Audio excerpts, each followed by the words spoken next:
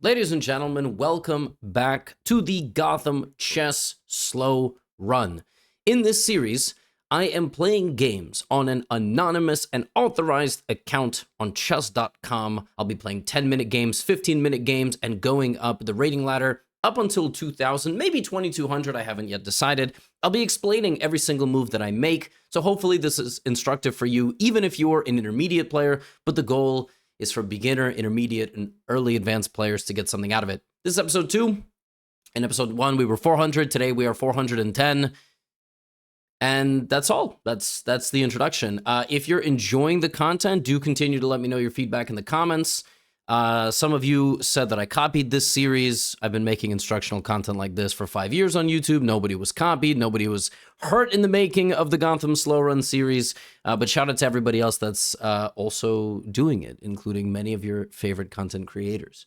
I get the white pieces again. In game 1, I was with white. That game I opened with e4. Let's do it one more time. Let's open with e4 one more time.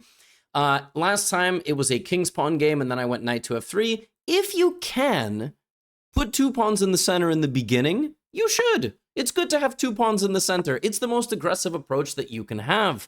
Now we are playing a very strange position where the opponent moved a pawn 2 times, like this. So it's almost like I got 2 moves to start the game, and my opponent just got 1. Now here, white has many choices. Generally speaking, when one of your pawns is early on challenged in the center of the board, meaning that both of them can be captured like this, you can take. That's the easiest thing to do. You can also advance. You can also protect your pawn. For the purposes of being a beginner, I would offer just trade it. A lot of beginners have blind spots for capturing in the center of the board at the beginning of the game. You just forget. So remember, pawns can capture. Now, the queen is out. We know in the beginning of the game, we want to develop our knights, our bishops, and we want to castle our king. When I see this queen, I'm always noticing the eyes of the enemy piece. This early on in the game, the queen cannot do much damage. We can both attack it and go like this. Let's just develop the king's knight. On the next move, we can develop this knight. Those of you that are keenly watching, there are little moves like this. You know, the queen can attack our king. Doesn't matter. This early in the game, again, I urge you to remember this early in the game. As long as you follow good principles, everything will be okay. The bishop comes in. This is called a pin on our knight. We cannot move the knight because we will lose the queen. Many of you would immediately react to this move. Pawn here. No, let's just develop our bishop. And before we do anything else, let's get our king out of the middle. Let's get our knight out, get our bishop out. Here again, we can attack the queen. We can develop the bishop. I just want to get our king castled. Just want to make sure we are out of the middle before the middle of the board begins to open up. My opponent is a strong player. Again, this is an anonymous speedrun. I also just realized for the speedrun, I mean, my goodness, there is no clock on the. Okay, well, these are just, typical, small blunders. Okay. When I see this move, it's a weird move. And as a beginner or an intermediate player, in the early stages of the game, there are moves that are weird. This is a weird move for 2 reasons. Moving the piece 2 times in the beginning is a little weird. Moving it all the way out to the outskirts of the board where it can't even re-enter play, also weird. Develop the knight. You don't need to react to everything that you see. Actually, up until this point, Okay. The first game I played of this slow run was very easy. Sorry, I will take that back. The first game I played of this slow run was not very easy. That's what I meant to say. This game shows the strange elo ranges that exist at 400. In the very first game of the speedrun, I played a 380 rated player that played fantastic, played great, didn't blunder. This person actually played very reasonable moves and then just kind of went crazy. I don't know what happened here, but to go up the rating ladder at 4, 5, 600, you need to capture hanging pieces. You need to punish 1 move mistakes from the opponent. And 1 move mistakes here are happening a lot. This is one of them. Many beginners make this mistake. You attack a piece, creating a threat on a piece, and you never think, can the piece do damage to me? And I can, in the form of one of the most famous tactics in all of chess, the knight fork. Now, this opponent had good opening principles, but then grossly started violating the opening principles, and that is what led to their demise. They actually, in this position, they should have kept developing. If my opponent got their knights, bishops out, and castle, they would have had a fantastic position. But because they went weird, chess has been around for thousands of years. You can't reinvent the wheel. The worst thing about this move is that I can even take it, and that shows you why you should try to be very careful galloping pieces in against the opponent without castling, without keeping the principles. This is simply an opponent that needs to change up their opening strategy a little bit to getting the knights, bishops out before they go to battle. The game of chess was not invented in a way where on move 6, you can just ride into the opponent's territory and deal damage. You can't. The chess gods gave me a starting setup of pieces, and my opponent does, in fact, resign the game. Now, this is not going to be a 6-minute episode. We will play one more game, because I also want to play a game with the... I want to play a game with the black pieces, of course. We won this game. Okay, this game was blunder-filled, and that's okay. That's totally fine. Also, everybody that I defeat will get their rating points back, okay? So, look, again, I played e4. Now, if you're playing with the black pieces in this game, if you are my opponent, right? You're my opponent, playing with the black pieces. d6 is a completely fine first move. I prefer playing a bit more actively in the center.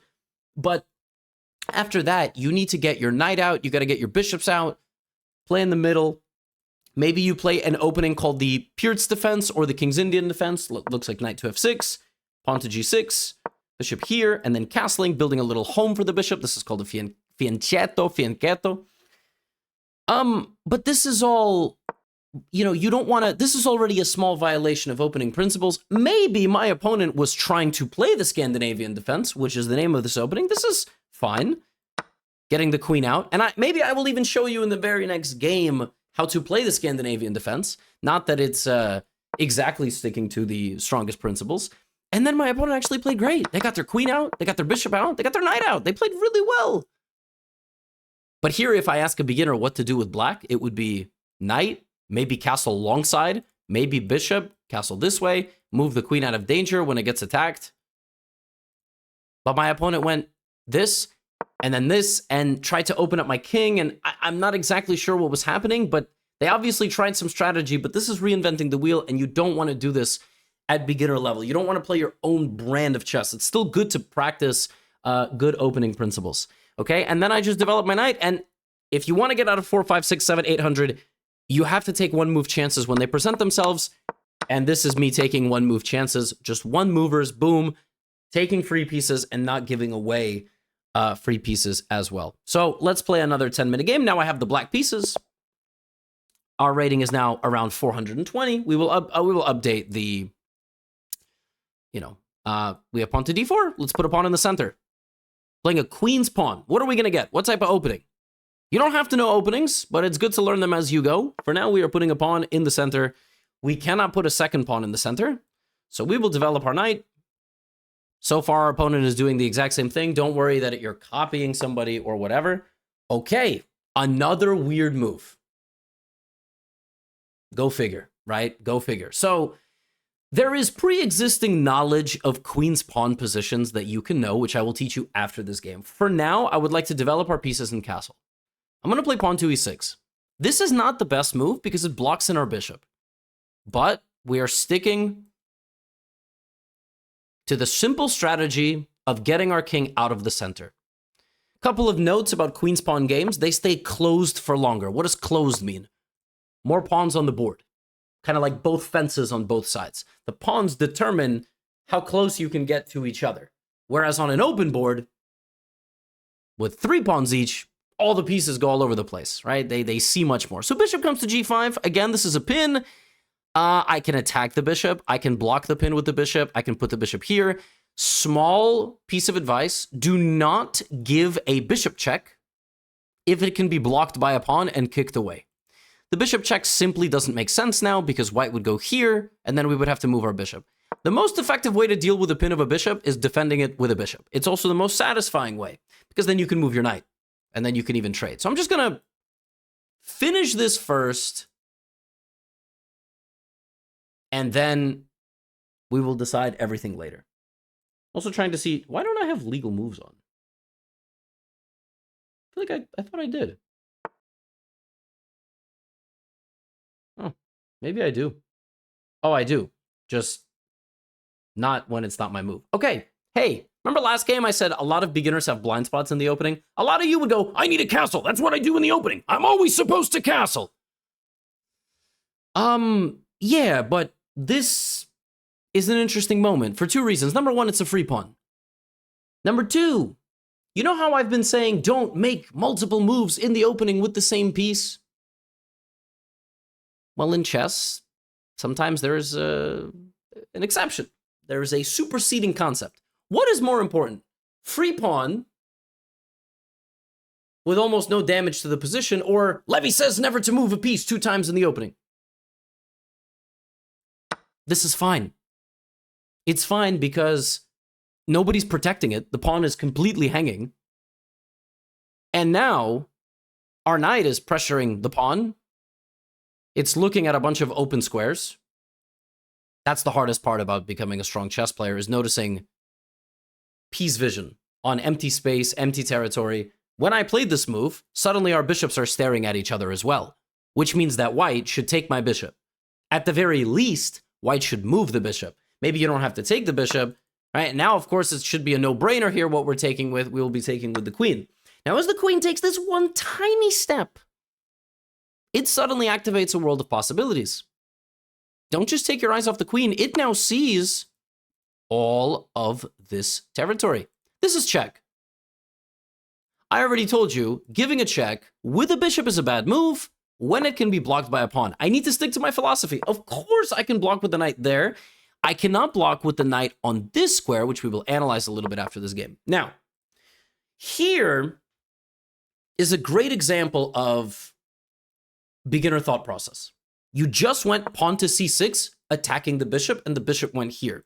Many, many, many beginners would follow up with the move pawn to b5, further chasing the bishop out of the territory. Is it a bad move? No, not really. Is it tunnel vision on something that doesn't require tunnel vision? Yes, but that's a much more complicated kind of discussion. The best move in this position is giving queen b4 check. And that is why I wanted to highlight the queen capture, because just by sliding forward, we have access to that diagonal, but more importantly, we have access to this diagonal, attacking a king and a free pawn, and that pawn is not free, but it's protected by the queen. This is all tactics. These are all tactical patterns that will come up in your games, you know? Queen to b4 check now is the best move. Now, do I play it? This is a slow run. You know, I do kind of want to play the best moves, but I also want to play the most instructive moves. Let's set a little puzzle for our opponent here. Okay, let's set a little puzzle. Will they play the best move? The king is under attack, so is the pawn, so is the bishop. The only way to preserve... Great move! They found it! The only way to preserve the bishop was to play this move, defending like this. Now I will take this pawn, and now, unfortunately, I have two extremely nasty threats. One of them is the rook, and the other is the pawn on f2, the pawn near the king that is only protected by the king. Only protected by the king. And my opponent did not see that. A lot of people here, they play a move like f3, they think the knight's got to go. It doesn't, provided you see queen to f2. Now here I can also take the rook before I move the knight. I can take this pawn and try to get that rook. There are many, many options here. But the best move here is queen f2, check, and mate. Now, once again, I will not be this ruthless throughout this entire slow run, right? That was a 10-move game. That just shows you that just by holding on to certain principles, the next game I will play a little bit longer, and also this one I will now analyze. Just by holding on to certain principles, you can win games very confidently to get up the rating ladder. Of course, this was a bit brutal. What I actually think would have happened after bishop b5, and here, like I said, is people would chase the bishop, or maybe people would castle. I just wanted to show you how if you are sharp just for one move, you look for the most forcing move in the position, which is a check. Good things could happen, especially in rapid. 10-minute, 15-minute. I'm playing 10-minute right now. Some of you have asked me to play 15-minute. But I gave one check, and my opponent left the king in the center, just like in the last game. They left pieces in the middle. They did not quite stick to principles.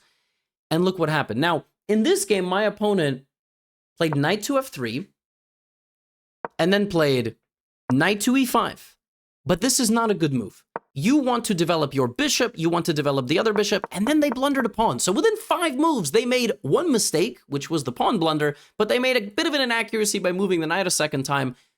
And look what happens if you lose time. Sometimes you accidentally supercharge your opponent's position.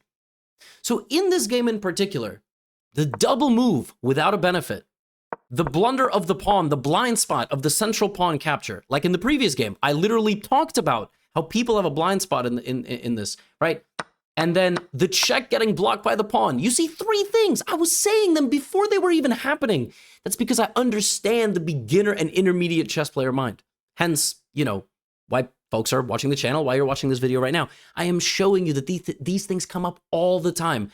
And I also would be willing to bet, maybe many people here would castle. People here would play like a little sneaky move, like trying to, maybe they're not going to see it. But sometimes you just have to take a look at the most forcing move in a position, which is queen, which is in this case is queen b4. The check is not always going to win the game. But here it does, because everything is unprotected. Now, a little lesson in queen's pawn games. Very different than king's pawn. Once the queen's pawn comes out, you're generally never going to be able to move your king's pawn out. One way to remember the queen's pawn game, d4, d5, d. DQ, Dairy Queen, whatever, QD, disqualify, DQ, disqualify. D pawn, queen pawn, they both come out. The best friend of the D pawn is the C pawn. This is the queen's gambit. The queen's gambit, DC, no E. E is chilling, relaxing for a little bit because it's not going to be able to make it into the center. And the whole point of the queen's gambit is to get the person to take the pawn off the center, and then the other side will try to use that time to bring the 2 center pawns. It all ties back to the 2 center pawns. D-E, E-D, ed, education, Edward, D-E, denominator, whatever. D-E are the 2 center pawns. The C pawn is the friend of the D pawn.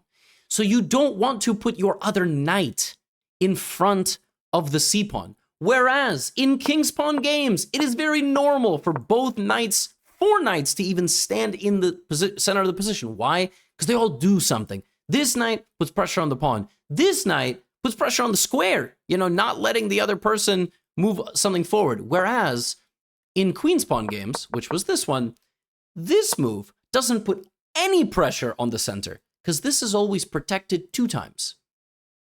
Whereas this is also protected 2 times. Whereas in a king's pawn game, which is just different, this might be a little confusing. It will probably take you a little time to repeat. This is protected just once. And this is being supported by the queen advancing into the middle. The king does not support the advance of the center pawn, which is why it makes it so challenging to play in the center in a queen's pawn game. So in a queen's pawn game, the D and C pawn should come out together, and a perfect queen's pawn position looks something like this. Black tries to defend against the gambit. Black will develop the bishop. White can go here, but doesn't want to block their bishop, so they would play a move like this, this, this, and now black develops these 2 pieces a little more passively than we're used to. The bishop would come out like this, and folks, this right here is what a normal, successful queen's pawn game looks like for both colors as a beginner. Both sides develop their pieces, black a little bit more laid back, but black is looking to slowly bring the C pawn together. And of course, there are a million different openings, as you know, but that is a successful queen's pawn game. D and C go together. The knight does not step in front of the C pawn generally. Let's keep going. All right, I'm playing black again. This time I will play... I want to play a Scandinavian defense just to show you. Let's do it. Also, I need to update my win record. There is a Scandinavian defense on my platform, Chessly, and I will now show you how in the king's pawn game, when you challenge, the difference, and I will show you the difference between this game and the game I played in the first game of today's video. Okay? Queen takes. But queen's in the middle. Queen's attacked. Where do I move the queen? Generally, I like to move the queen to the edge of the board. It's kind of hard to attack here. And now you develop your knights and bishops. Queen will stand here. It puts a little bit of pressure from the side of the board. White could lose time chasing the queen. It's not going to work out very well. Now I will develop my knight. We already know this move happens in almost every position. We can put the bishop in the center, or we can pin the knight. I don't see any reason why I shouldn't just move the bishop out to the center of the board. It's a good square, and then I will play pawn to e6. Another move that's very useful in the Scandinavian is pawn to c6. When you sense that there is danger to your queen, you give it a getaway over here. White should, of course, put 2 pawns in the center. We talked about D and C pawns being friends. That's what... Oh, look, it happened again. Multiple times in the same video, people are attacking with just a knight, and this move doesn't even have a threat. Not only does it not have a threat, you gotta be really careful putting pieces that can see each other. I just take. And now you have violated principles as early as move 5, and the craziest part about this position is, I can now take this pawn. My queen was just there, and many beginners have a blind spot for the fact that the piece used to stand on a square. All I did was go 2-3 squares away, but folks, you gotta get your pieces out. This is why folks are stuck at 4, 5, 600, because they just, right? D4, okay, good, but we should have played that move. Now, do I get my knight out? Do I get, which way? Let's develop our knight. We haven't moved this knight yet. It's in front of the C pawn, but it's not quite the same position. Now I have the option to castle queenside or kingside. Both are okay. You know, both are okay. I'm gonna castle, it's faster. I castle this way. Now my rook and my queen are supporting in the center. Bishop here is a fantastic move. My queen's under attack. Now, just like last time, let's look at checks first. We have this check and we have this check. Both moves attack the king. But unlike the last game, neither of these moves really inflicts a whole lot of damage. The king could move, of course, but we should also consider that one of these pieces can just block the check. But as long as we're not blundering something, I don't really care. Like, it's a check. Okay, they can block, no problem. Our rook, our knight, all these pieces together are crashing down on this pawn. Now, what do we do next? Well, we haven't gotten our bishop out. So I'm kind of thinking pawn up and then move the bishop. Let's do it. Now, we could have probably went pawn to e5. Okay, we could have also probably went pawn to e5. My opponent castles. I haven't gotten my bishop out yet, so I can move it here, I can move it here, I can move it here. Let's move it, let's think about this for a second. So, I kind of want to get into a bad position, because I'm seeing a tactic for my opponent. I just want to know if my opponent will see the same tactic. Which is always the tricky thing.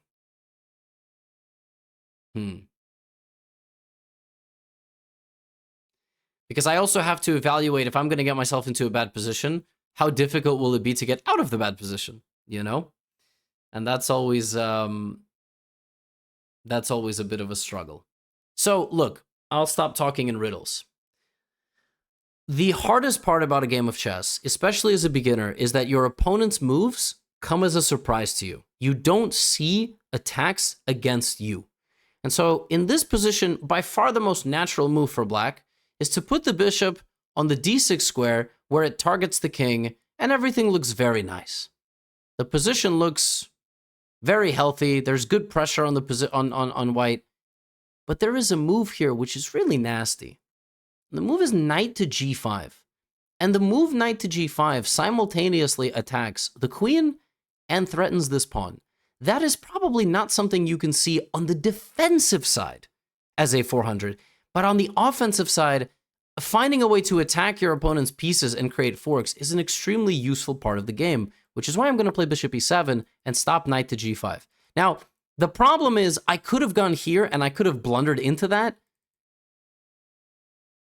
but like then I would have been much worse potentially, and I don't want to lose a game just for memes. Like, ultimately, I am trying to win. This is a counting mistake. And I don't know if my opponent would have even seen that. This is protected 1, 2, 3 times. So I can take it with the pawn. That's just a giveaway of a pawn. Now, is it a losing move? I don't think so. It's just a pawn. And which I can now start pushing as well into my opponent's position. So the bishop's now hanging. I expect bishop here. In general, folks, oh no, it's still a counting problem.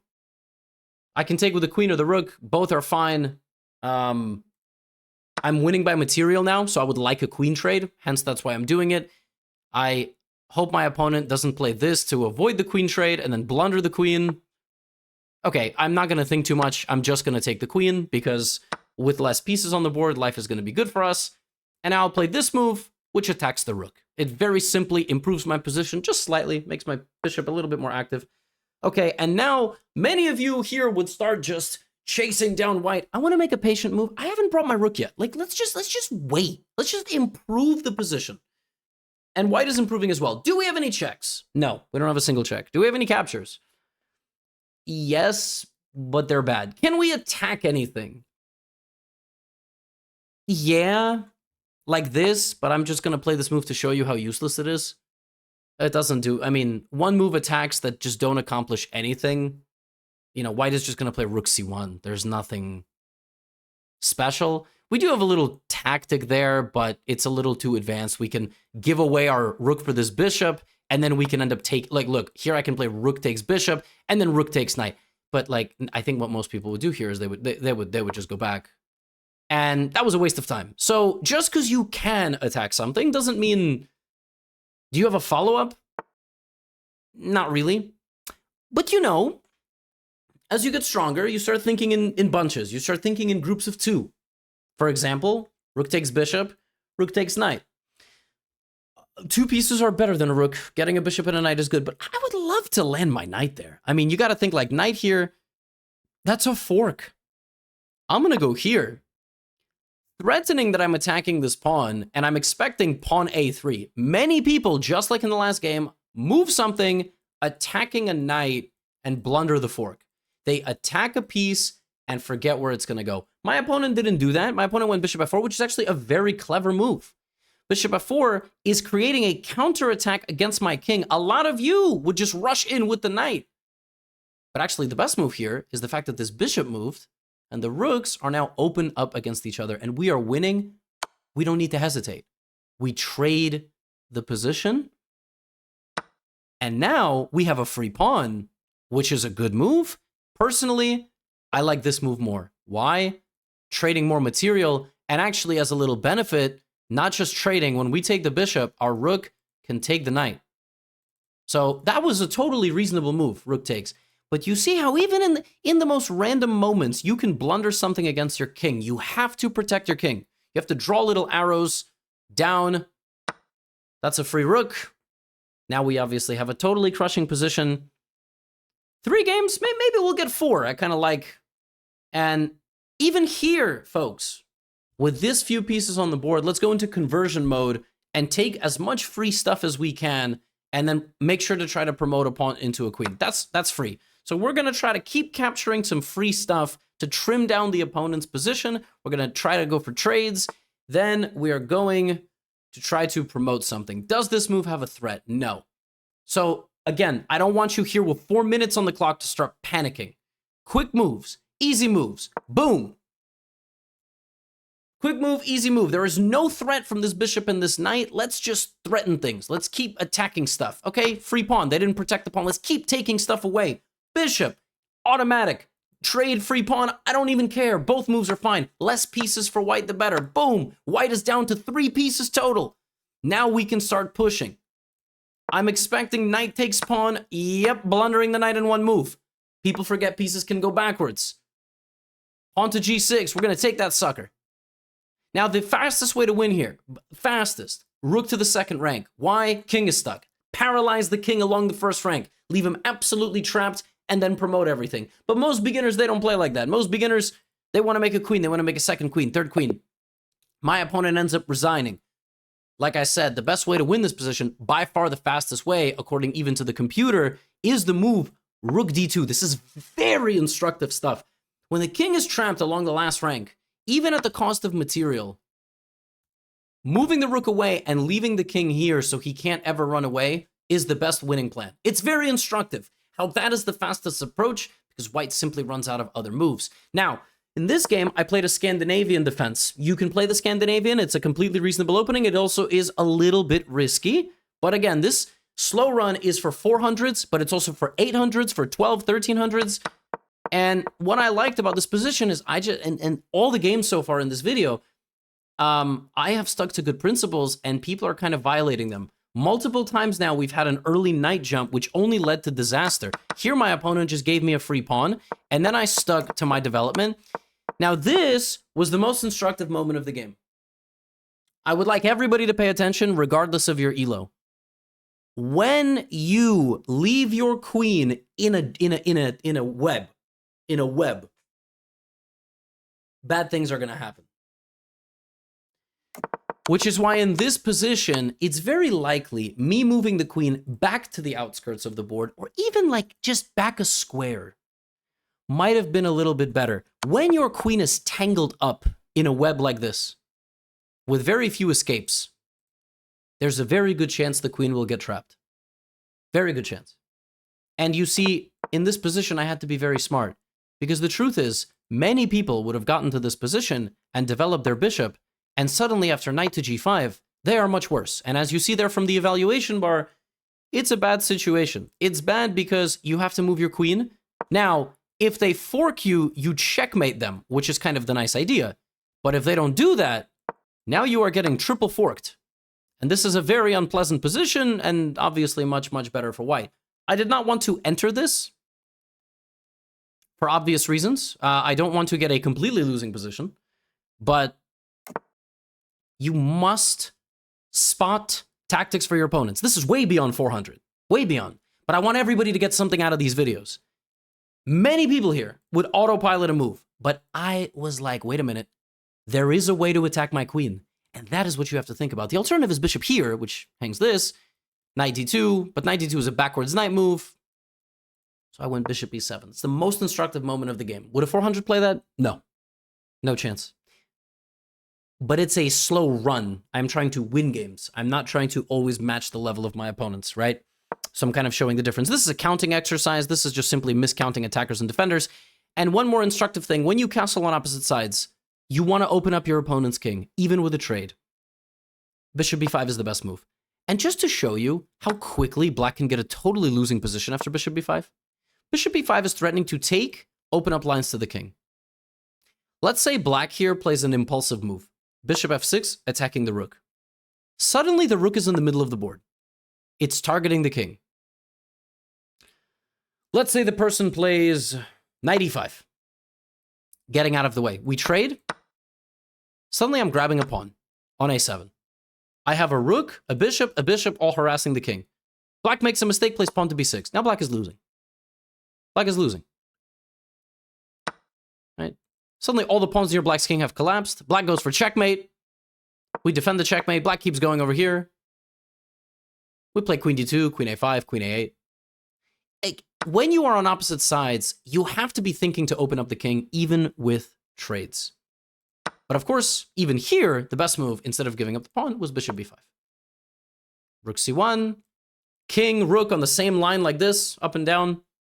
Absolutely worth attacking. Now, one more game. I would like to play one more game to end today's video at 450. Here we go. What color are we going to get? I have another game playing with the black pieces. How many in a row is that? 3? I don't even think that's possible. Should I play another Scandinavian? I'll show you how to play king's pawn. I will show you how to play king's pawn. e4, e5. d3, already a bad move. Not going to be able to get out the bishop. It's not a mistake, but put the knights out. Put the knights out. Could I have gone here? Sure. Now, will the opponent play a weird opening? Yeah, this is weird. Definitely a weird opening. 2 knights. And maybe a pawn. Once you can get your second pawn in the center, it's worth it. Can we move our second pawn in the center here? Can we? If you can, if your opponent played in a weird way and let you get a second pawn in the... yeah, you can. You actually can. Of course you could develop your bishop. But because white never got the knights out, they didn't actually fight for the center. They just sort of... So now I have 2 pawns, 2 knights. Okay. Wow. This is really strange. So here's what you should be thinking. What do I do with this pawn? Do I take? Do I push? Do I leave it? Should I get my bishops out? All good thoughts to have. I have already kind of mentioned that in the beginning of the game, you can kind of take in the middle. So let's keep doing that. Let's keep trading a pawn in the center just to see what happens. And the queens will open up. So the queens have opened up. If we trade queens here, our opponent loses the right to castle. Okay, let's try it. Now, some of you watching this might go, I don't like to trade queens early. Okay, that's fine. So maybe you don't go for this.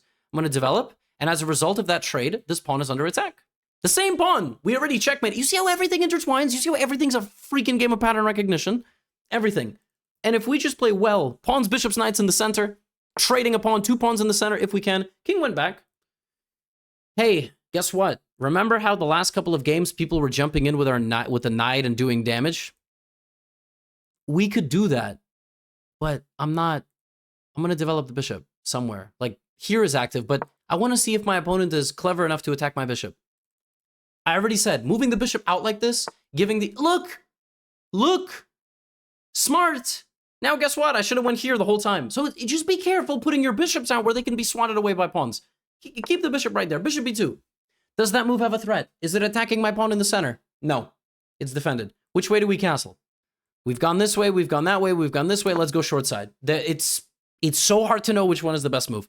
Now, and only now, after putting our rooks in the middle of the board, can we go to battle. Pawn to c4. Okay, I don't really know what that does. Rooks love open lines. Which rook? Don't know. Don't really care either. Like, both are completely fine. Not something we should overthink. Now my rook has way more vision than it did before. And now, and only now, I am ready to jump in with my knight. Could I bring my second rook? Probably. Okay, we know this fork. We know this fork on c2 and c7 because it happened already once in our game. The only question is, do we move there or do we move there? Which direction do we take to get to that fork? One of them is different. One of these squares fights for a different set of squares than the other one. This one is better. It's tough to know that. This one only fights for that square and also blocks our bishop and blocks our rook. This one keeps our bishop open, keeps our rook open, and also threatens this. So both are generally okay, but in this case, I am seeing 2 forks. And after I followed good principles, I'm jumping into the opponent's position. I have a lead in development. What does that mean? That means I have more pieces out and I castled. So I'm ahead in the race of doing all the right things I'm supposed to do. Also, white cannot castle. It looks like white can castle, but also they move their king. And white walks into the triple fork. They stopped one fork and enabled another. Now they are quadruple forked. 4 things are under attack. Yeah, that's tough. And this is what happens when you don't when you don't do good principles. Now, I can take the rook, I would lose a knight. I can take the bishop. What's better, 3 minus 0 or 5 minus 2? 5 minus 3. 3 for nothing. Of course. And then I'm going to try to come back. So it's one of those things, like, of course I should take the rook normally, but that was why I went there. Right? The double tactic. Okay. Good principles. Maybe I double my rooks. This is a very closed part of the board. Closed, 4 pawns, 4 pawns. Tough for me to get in on this side. I see a check. A lot of people would be tempted to play this check. Let me show you what happens when you play a completely useless check. I mean, the king is just going to go right back. There is nothing... There is no benefit of this move. Is our rook under attack? No, but we haven't brought this rook yet, so let's bring this rook. But this is very unnecessary. Just like how the queen was stuck in the middle of all the pieces last game, the rook also feels a little bit stuck. He can't really do that much. If this was a queen, of course, it would be brutalizing the king, but now that our rooks are together, they have access into a territory. Think about like scaling a mountain. You wear a harness with a rope. Someone's up there helping you. This is what this is. This rook is holding the rope for that rook. This is a fantastic move. It's attacking my knight. And this is a very nice lesson in how to get pieces out of danger and how to defend yourself. This knight is hanging. It doesn't look like it has a safe square. It does, but I don't think a 400 would find it. So if you are going to get a piece trapped, we can protect it. Or sometimes, especially if that piece already took something, that piece took a bishop, sometimes you can sacrifice that piece for a couple of pawns. It's not the best move, but we're going to test my opponent's ability to capture. This is an automatic capture. It's a one mover, and I would be getting a second pawn. So I got 3, 4, 5. And ultimately, right, I also have attacks against this king. So king is in the middle, something that we have seen throughout this video. King in the center only leads to problems. It just leads to problems.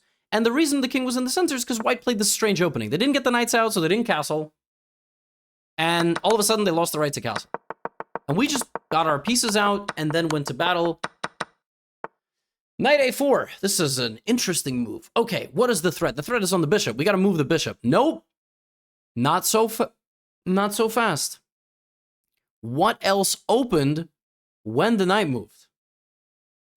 The rook. The rook. So, our bishop is hanging, and this bishop is hanging. That's a problem. There's no way to defend both bishops. You try to move this bishop, we lose this. We try to move that bishop, we're going to lose the other bishop. Many people would panic here. But you won't, because you're watching this video right now. At the beginning of any thought process you have on a chess move, you should think CCA. Checks, captures, attacks. Do you have a check in this position? Upon further review, you realize these moves are both checks with the rook. But if you look a little bit closer, any move with this rook is a check, because the bishop would be attacking the king. But let's not forget the problem. The rook is seeing the bishop. So any rook move would result in this, except blocking the rook. So rook to c3 check looks like the best move in the position, because the bishop would be attacking the king, and on the next move we would take the rook. And I would be totally okay if you played that in a game. But there is something much more incredible hidden under the surface. Because in this position, may I present to you rook to e3, double check, and mate. I bet you didn't see that coming. Defended by the bishop, so the pawn cannot take. This bishop attacks the king, so the pawn cannot take. The king can't take the rook because it's defended by the bishop, and this rook cuts off the straightaways, and the bishop cuts off the escape to the corner. Now look, in this position, many 400s would have lost, because they would have been, oh, and they go here, and suddenly white takes this, and it's still a mate, but it's not so easy. It's not so easy. A lot of people here would go, oh, and then before you know it, the knight is out and white is winning. Rook to e3, I've never seen quite a double check and mate like that. That is very cool. Would a 400 have seen that? No. But we are trying to win games, be instructive, be fun, be interesting. This is very nice. This is so many overlapping concepts in all of these games that can be applied everywhere. And listen, people play like crazy openings like this up to 12, 13, 14, 1500. People at 1500 are spamming games on chess.com with no opening preparation. If you can put 2 pawns in the center, you should. The reason I didn't rush to put 2 pawns in the center here is because I didn't want to get my queen out. And so in this position, I would not be getting my queen out. I would just be trading. The computer undoubtedly believes that this is the best move. Its second option is to develop the bishop, but it loves 2 pawns in the center because the center is where everything happens. And here the best move is to take, trade the queen. Now white can't castle. And so, you know, you just develop your pieces. You get your bishops out. We centralize our rook. Knight to b4. Black is totally winning after just 10, 12 moves. We were winning in this video within the first 5 to 10 moves in every game. Not because I'm an international master, because people are self-destructing in the opening by not following good principles. That's what I am urging you to all understand. And we are now 450. All right, so episode 3 will be 450, and then we will keep growing from there. I hope you enjoyed this video. Let me know your feedback continuously in the comments. If you like the Scandinavian defense, if you like any of my openings, check out Chessly, top line of the description, my educational platform. That's all I have for you today. Get out of here.